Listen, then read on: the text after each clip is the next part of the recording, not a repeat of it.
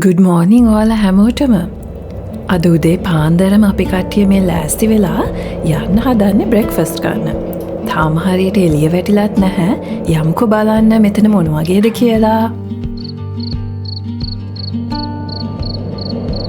උදේ පාන්දර කොච්චර කලවර වුණත් මේ ට්‍රැවලර්ස්ලා ඔක්කොමලා නැගිටලා ඇවිල්ලා ඒගොල්ලන්ගේ උදේ කෑම කනවා.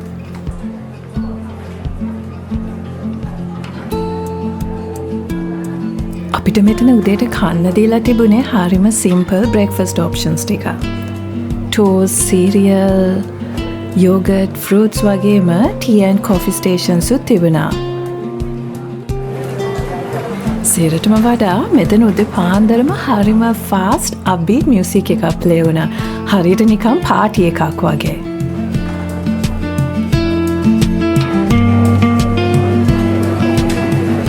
ඉතින් මම්මගේ කූපිය එකත් හදාගෙන මේ ලස්සන විව් එක තියෙන ජනෙල ගාවෙන් ඇවිල්ලා වාඩි වුණා මේ පරිසරය ලස්සන බලන්න. එළිය කොච්චර සීතල වුණත් මේ කැබින් එක ඇතුලේ මාර වෝම් කෝසි ෆීලිං එකක් තිබුණේ. ඒ ඔක්කොටම වඩා බලන්නකො මෙතන විව් එක. බලන්නකො ඇත කඳු අතරින් ලස්සනට ඉර පායගෙන එන හැටි. වෙනද වගේම අද අපේ රෝඩ් ට්‍රිප් එකෙත් අපි ඕගොල්ලන්ව ලස්සන තැන් ගොඩකට අරගෙන යනවා. ඉර කාලෙන් බලන්නකො ඔන්න එළේ වැටිලා මේ හරිය විව් එක.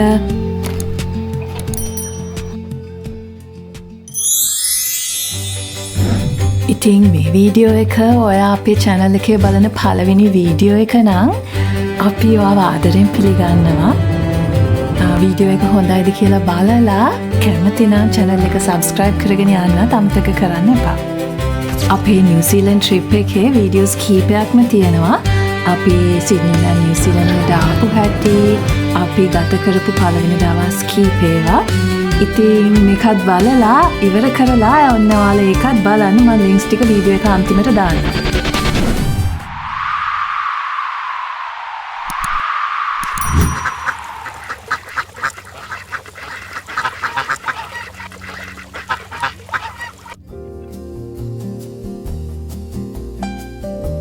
අපි දැන් ඔන්න අපේ ගමන පටන්ගෙන තමයි තියෙන්නේ. අද අපි යන්නේ ග්ලෙනෝකි කියන ලස්සන ටවුන් එකක් බලන්න. ක්වීන්ස්ටවුන් ඉඳන් පැයකටත් වඩා අඩු වෙලාවකින් අපිට ග්ලෙනෝකි වලට යන්න පුළුවන්. ඉතින් වීඩියෝ එක ඉවර වෙනකම බලන්නකෝ ඇයි මේ ටවුන් එක මෙච්චර ප්‍රසිද්ධ කියලා. අපි මේ යන පාර දෙපැත්තේ බලන්නකෝ කොච්චර ලස්සනද කියලා. දිගටම තියෙන්නේ මේ වගේ හරිම ලස්සන නිල් පාට වතුර පිරිච්ච ලේක්ස්. ඉතින් මේ නවසීලන්තයේ මේ ලස්සන ලේක්ස් ගොඩාක් හැදිලා තියෙන්නේ මීට අවුරුදු ගණනාවකට කලින් ලොකු හිම කොටි, ඒ කියන්නේ ග්ලැසියර්ස් තිබිච්ච තැන්වල. ඉතින් මේ මැප් එක දිහා බැලුවම ඔයාලට කියන්න පුළුවන්ද අපි කොයි හරියට ඉන්නේ කියලා. නිව්සීලන්ඩ් වල සවුත් අයිලන්ඩ් එකේ ක්වීන්ස්ටවුන් ළඟම තමයි ග්ලෙනෝකි තියෙන්නේ. ඉතින් මෙච්චර ලස්සන ලේක් එකක් ගාවෙන් යද්දී නැවතිලා මේ ලස්සන බැලුවේ නැත්තම් ඒක හරිම අපරාධයක්. ඉතින් අපි ඉඩක් ලැබිච්ච පළවෙනි සැරේම මෙන්න මෙතනින් වාහනේ නවත්තලා පොඩ්ඩක් ආවා මෙතන ලස්සන තවත් ටිකක් ළඟට ගිහිල්ලා බලන්න. ඉතින් මේ බලන්නකෝ ළඟ වෙලා බැලුවම මේ වතුර කොච්චර පිරිසිදුද කොච්චර ක්ලියර්ද කියලා අපිට බලා ගන්න පුළුවන්.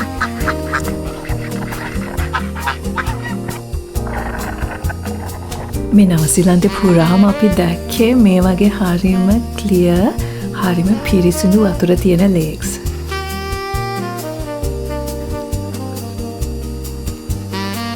ක්වීන්ස්ටවුන් ඉඳන් පැයක විතර ගමනකින් පස්සේ අපි දැන් ඇවිල්ලා තියෙන්නේ ග්ලෙනෝකි වලට.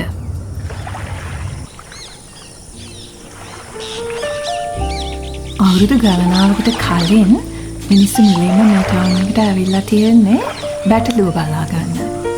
ඊට පස්සේ කාලයත් එක්ක ගෝල්ඩ් රෂ් එක තිබිච්ච කාලේ මිනිස්සු ඇවිල්ලා තියෙනවා රත්තරන් හොයාගෙන. ඉතින් කොහොම හරි දැන් නම් මේ ටවුන් එකේ ඉන්නේ මිනිස්සු 350ක් විතර. මේ ගොඩාක් දෙනා ෆාමින් තමයිලු කරන්නේ. මට හිතෙන විදිහට මෙහේ පොපියුලේෂන් එක ගොඩක් අඩු නිසා තමයි මේ පරිසරයේ තියෙන ස්වභාවික ගතිය, ලස්සන වතුර පිරිසිදුකම ඒ සේරම ආරක්ෂා වෙලා තියෙන්නේ. අපි දැන් මේ ඇවිත් තියෙන්නේ ග්ලෙනෝකි වල තියෙන වැඩියෙන්ම පින්තූර ගන්න ප්‍රසිද්ධ රතු පාට හට් එක ගාවට. වටේට තියෙන නිල් පාට අහස, ලේක් එක, කඳු පාන්ති ඒ සේරමත් එක්ක මේ රතු පාට හට් එක නිකන් කැපිලා පේනවා. ඉතින් මෙතනට ආවම අපිට බලා ගන්න පුළුවන් මේ ෂෙඩ් එක ඇතුලේ තියෙනවා මේ ටවුන් එක ඉස්සර ඉඳන් කොහොමද මෙච්චර කල් දියුණු වෙලා ආවේ, මොනවද වෙච්ච දේවල්, වැදගත් ඉන්සිඩන්ට් මොනවද කියලා ටවුන් එක බලන්න එන අපිට කියවලා දැක ගන්න පුළුවන්.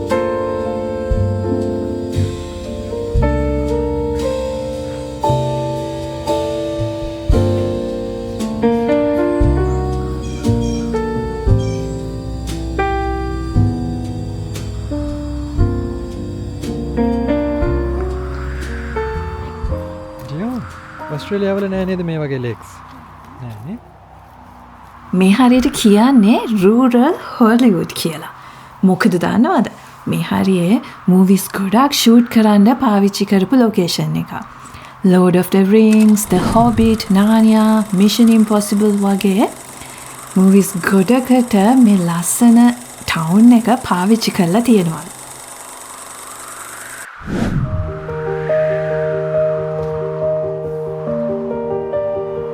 එන්නකෝ ඔයාලත් අපිත් එක්ක අපි විනාඩි කිහිපයක් ගත කරමු මේ ලස්සන පරිසරෙත් එක්ක.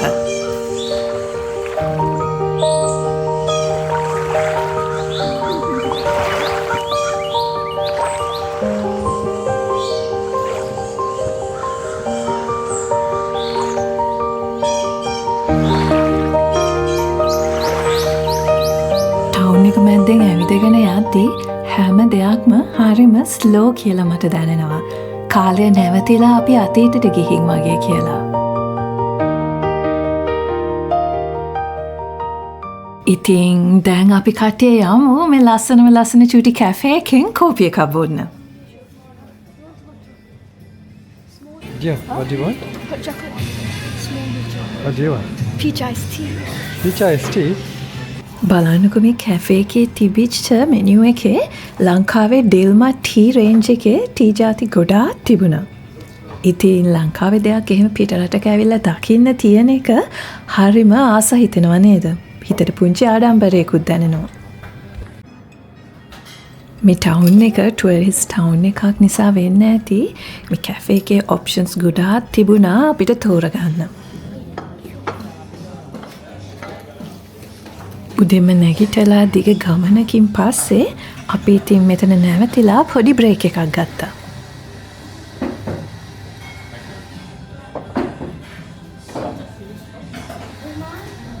ග්ලෙනෝකින්දන් ආපහු යද්දී අපි දැක්ක මෙන්න මේ හරිම අමුතු දිගට තියෙන සුදු පාට වලාකුළක්. මං හිතන්නේ මං කවදාවත් මේ වගේ වලාකුළක් මෙච්චර පහලින් දැකලා තියෙනවා කියලා. මේකත් එක්ක නවසීලන්තෙත් එක්කත් බැඳිච්ච හරිම අපූරු කතාවක් තියෙනවා. යම්කෝ ඉස්සරහට මං මේ කතාව ඔයගලන්ට කියන්න. නවසීලන්තෙට මුලින්ම ඇවිල්ලා තියෙන්නේ පොලිනේෂියන් එක්ස්ප්ලෝරර්ස්ලා. එයාලා ඇවිල්ලා තියෙන්නේ කුක් අයිලන්ඩ්, ටහීටි වගේ දූපත්වල ඉඳලා. අවුරුදු 1000 ගානකට කලින් ප්‍රාථමික විදිහට ලී වලින් හදපු වුඩන් කැනූස් වගේ තමයි ඒගොල්ලෝ පාවිච්චි කරලා තියෙන්නේ මේ ගමන් වලට. එයාලගේ ගමන් වල මූලිකම අරමුණ වෙලා තියෙන්නේ අලුත් ලෑන්ඩ් එකක් හොයාගන්න, කෑම ಜಾති හොයාගන්න, ඒ වගේම එයාලා වටිනා පාෂාණ ಜಾතිත් හොයාගෙන තමයි ඇවිල්ලා තියෙන්නේ.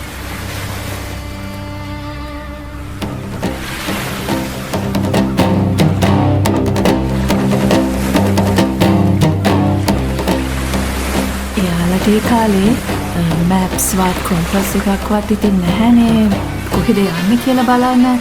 එයාලා එතකොට කරේ අහස තියෙන තරු, මුහුදේ රළ යන දිශාව, කුරුල්ල පියාඹන දිශාව අන්න ඒවා බලාගෙන තමයි ඒගොල්ලෝ පාර හොයාගෙන තියෙන්නේ.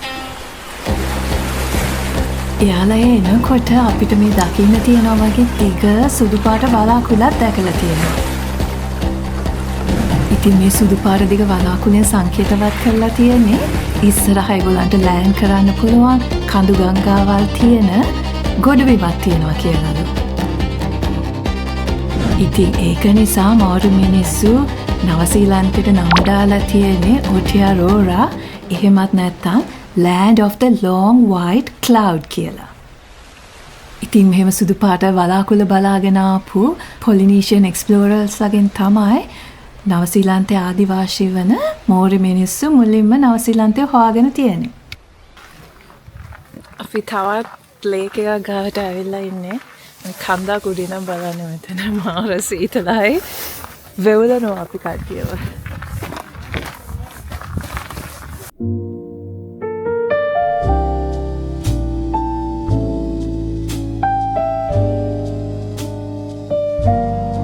Hey boys, what are you doing?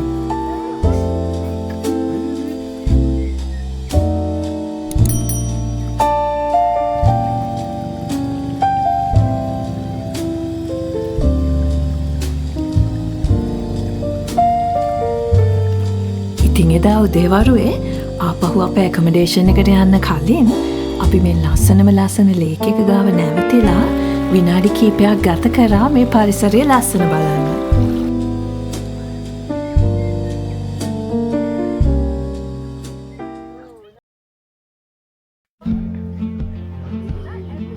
New Zealand ආවොතින් මෙහි ඉන්න කීවී කියන කුරුල්ලව අනිවාර්යයෙන්ම බලන්න ඕනේ. ඉතින් අපි හවස් වෙලා ආවා මේ කිවි පාක් එකට අපිට නිව්සීලන්ඩ් වල ඉන්න කුරුල්ලෝ අනිත් සත්තුන්ව බලා ගන්න පුළුවන් වේද කියලා බලන්න. ඉතින් නවසීලන්තේටම ආවේනික වෙච්ච මේ චූටි කුරුල්ලා මම හිතන්නේ අපි හැමෝම දැකලා තියෙනවා කිවි ෂූ පොලිෂ් ටින් එකේ. ඒ වගේම මං කලින් වීඩියෝ එකෙන් පෙන්නුවා මේ කිවි කියන චූටි ෆෘට් එකත් මේ කිවි කුරුල්ලා වගේ කියලා තමයි යාලා නම් කරලා තියෙන්නේ. ඉතින් අපි මෙතන ඇවිදින ගමම්ම මේ කුරුල්ල බලන අතරම මං තවත් කතාවක් කියන්නම් ඔයාලට මෝරි මිනිස්සු මේ කිවි කුරුල්ලන් ගැන කියන. ඔන්න ඉතින් ඉස්සර කාලේ කැලෑවට අධිපති දෙවියා මේ කැලෑවේ ගස් අතර ඇවිදිනකොට දැක්කලු එයාගේ මේ ගස් දරුවෝ අසනීප වෙලා ඉන්නවා. ඉතින් එයා බලද්දී එයා දැක්කලු මේ ගස්වල කඳන්වල පොඩි කුරුමිනියෝ සත්තු ජාති ඇවිල්ලා මේ ගස්වලට හානි කරන එක නිසා තමයි මේ ගස් අසනීප වෙන්නේ කියලා. ඉතින් මේ කැලෑවට අධිපති දෙවියා අහසේ ඉන්න කුරුල්ලන්ගෙන් ඇහුවලු ඔයාලගෙන් කවුද කැමති ඔය අහස ගස් මුදුන් අත්හැරලා බිමට ඇවිල්ලා මගේ මේ ගස්වලට හානි කරන සත්තුන්ව විනාශ කරලා දාන්න කියලා. ඒ වුණාට කිසිම කුරුල්ලෙක් කැමති වුණේ නැහැලු අහස ඇත්තරලා මේ ගස්වල පාමුලට ඇවිල්ලා ජීවත් වෙන්න. හැබැයි එකම එක කුරුල්ලෙක් කැමති වුණාලු ඒ දේ කරන්න. ඒ තමයි මේ චූටි කිවි කුරුල්ලා. ඉතින් එදා ඉඳන් මේ කිවි කුරුල්ලා එයා ආස කරපු ආකාශය අත්හැරලා එයා ලස්සනට තිබ්බ එයාගේ පිහාටු අත්හැරලා රෑ කාලේ ගස් යට ඉන්න කුරුමිනියෝ හානි කරන සත්තු කන කුරුල්ලෙක් බවට පත් වුණා. ටිකක් හවස් වෙලා අපි ආවට අපිට ඉන්න පුළුවන් වුණා ඒගොල්ලන්ගේ මේ ෂෝ එකට. එතනදී ඒගොල්ලෝ අපිට නිව්සීලන්ඩ් වල ඉන්න කුරුල්ලෝ ගැන සත්තු ගැන පොඩි විස්තරයක් කරා. And then we've got our 3 bigger beautiful birds down the back. Definitely go and check them out while you're here. And you can see some amazing behavior. They're constantly moving around, always busy looking for a bit of food. But it's a bit hard to see some of those unique details that make... නවසීලන්තේ ජාතික පක්ෂියා විදිහට තමයි කිවි කුරුල්ලව සලකන්නේ. ඒ වගේම මේ කිවිට කවුරු හරි මොන හරි කාර්යයක් අනතුරක් කරොත් රජෙන් ඒගොල්ලන්ට ලොකු දඩයකුත් නියම කරනවා. ඔයාලා දන්නවද නවසීලාන්ත ජාතිකයින්ට කීවීස්ලා කියලා තමයි කියන්නේ. ඉතින් ඒක එහෙම වෙලා තියෙන්නේ පළවෙනි ලෝක යුද්ධ කාලේ නවසීලාන්ත ජාතික සොල්දාදුවන්ගේ යුනිෆෝම් එකේ ඒගොල්ලෝ කීවි කුරුල්ලෙගේ පින්තූරයක් ගහලා තිබ්බලු බැජ් එක. ඉතින් අනිත් සෝල්ජර්ස්ලා ඒගොල්ලන්ට කීවීස්ලා කියලා කතා කරන්න ගත්තලු. ඒක හරියට ඔස්ට්‍රේලියන් ජාතිකයින්ට ඔසීස්ලා කියනවා වගේ නවසීලාන්ත ජාතිකයින්ට කියන්නේ කීවීස්ලා කියලා. ඉතින් එදා හවස අපි මේ සෙන්ටර් එකේ ගත කරලා මෙච්චර වටින නවසීලාන්තෙට මෙච්චර වැදගත් කිවි කුරුල්ලව ඇස් දෙකෙම බලාගත්තා.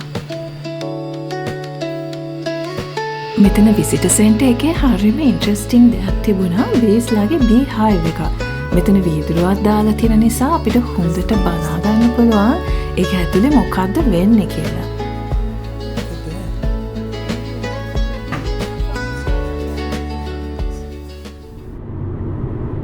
ඉතින් බලමුකෝ දැන් අපි පහුවෙනිදා පාන්දරම නැගිටලා මොනවද බලන්න ගියේ කියලා.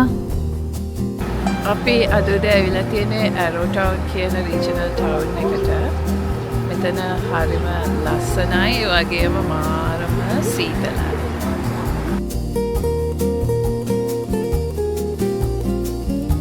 එක්දා 860 ගණන් වල මේ ගම මැද්දෙන් ගලාගෙන යන ඇරෝ රිවර් එකේ තියලා ගෝල්ඩ් හම්බෙලා තියෙනවා.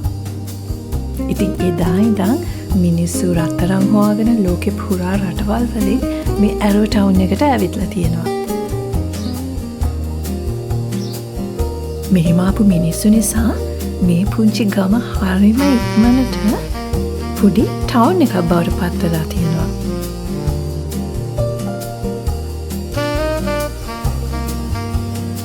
මිනිස්සු ඒගොල්ලන්ට ජීවත් වෙන්න ගෙවල් හදාගෙන ඒ වගේම බඩු ගන්න ෂොප්ස් හදාගෙන තව පොඩියට ඉස්කෝලත් පටන් අරගෙන තියෙනවා.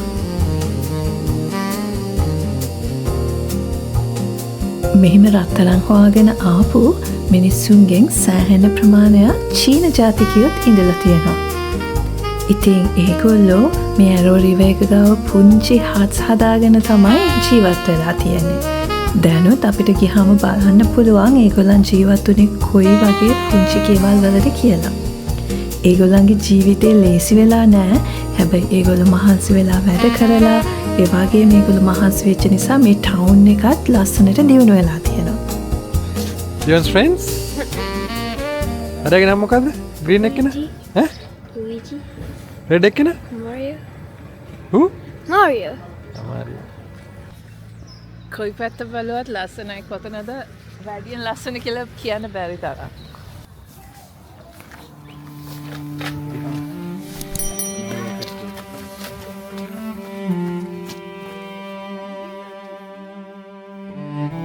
අවුරුදු 150ක් පරණ මේ ටවුන් එකේ බිල්ඩින්ග්ස් ගොඩාක් තියෙනවා.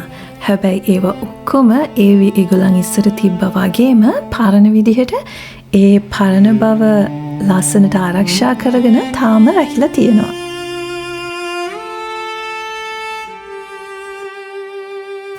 අර චූටි වින්ඩෝ එකක් ගාවට. Wow, look at that.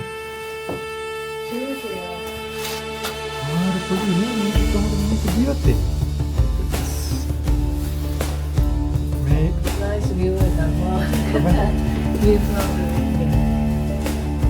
ගස්වල කුල වැටෙන මේ ඕටම් කාලෙට මුළු ඇරෝ ටවුන් එකම මේ වගේ ගෝල්ඩන් පාට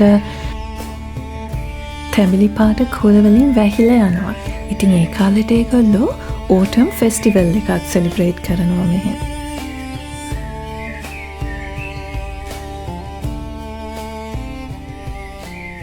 අපි අද ඇන්සැක් ඩේ එක ඇන්සැක් පරේඩ් එකත් බලමුනේ. මෙතන දැන් මේ ස්ට්‍රීට් එකේ පැරේඩ් එක යන්න ඕනේ දැන් කට්ටිය ඔක්කොම රැස් වෙලා ඉන්නවා කියනකම් බලාගෙන.